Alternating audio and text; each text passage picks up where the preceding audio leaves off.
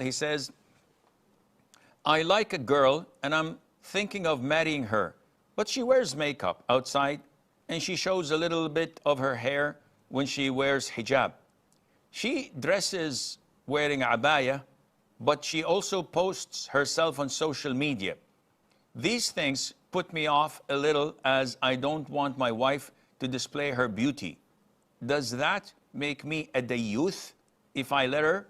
But I say to myself, I'm not the best Muslim as well.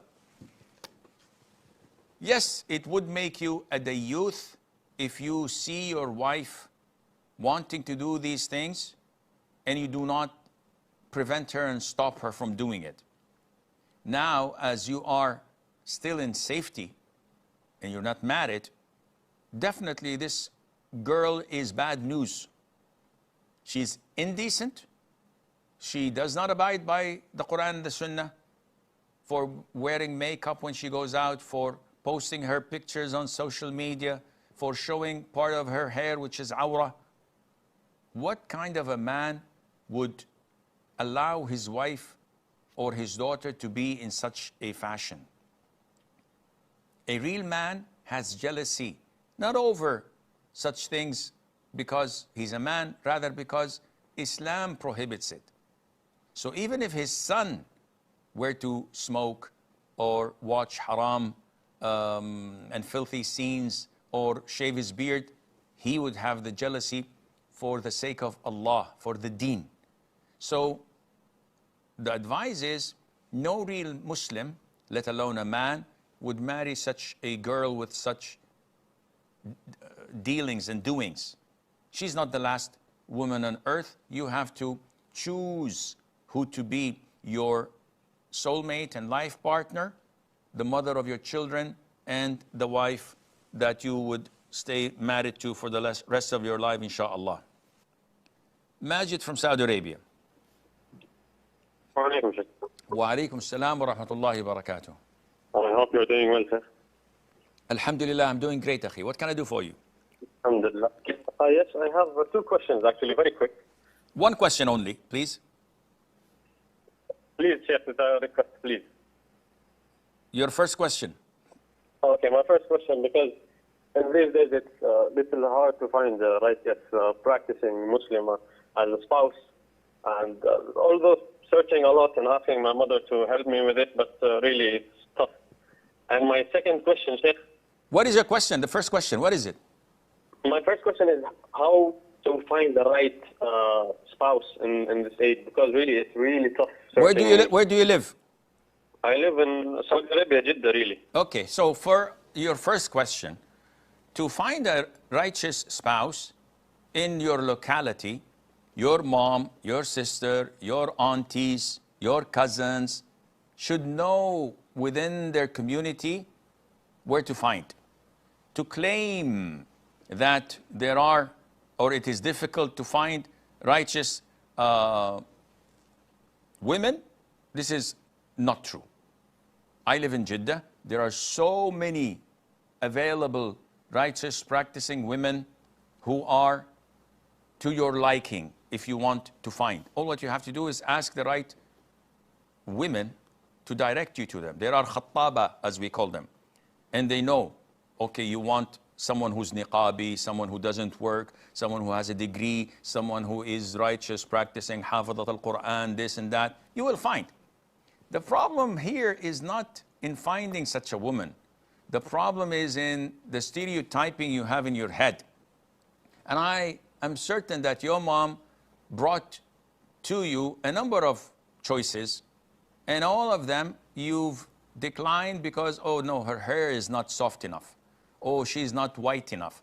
Oh, she's a bit chubby.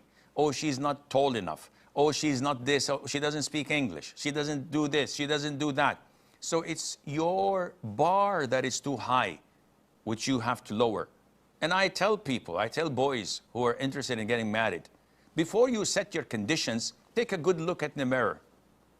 Do you fit the conditions that a woman is looking for you for? Are you her knight in shining armors? Are you the one to be sought after with the sports physique, with a good job, with a good house, with a good car, with a nice personality, with a humorous soul, with, or not any of the above. So it's all about demands and supply, and it's all about what you bring to the table that would count. As much as you have, you should expect. But don't shoot for the stars when you yourself could not fulfill that, and Allah knows best. Aisha from Italy. Assalamu alaikum, Sheikh. Assalamualaikum. I have two questions. Can I ask them? Only one. Do I have to? Only okay. I wanted to ask, what's the ruling on a woman who doesn't want to get married for no legitimate reason? She is going against the Sunnah, and she is the one who will regret this when she's maybe 35 years old or more. And there are so many unmarried women. Is she sinful?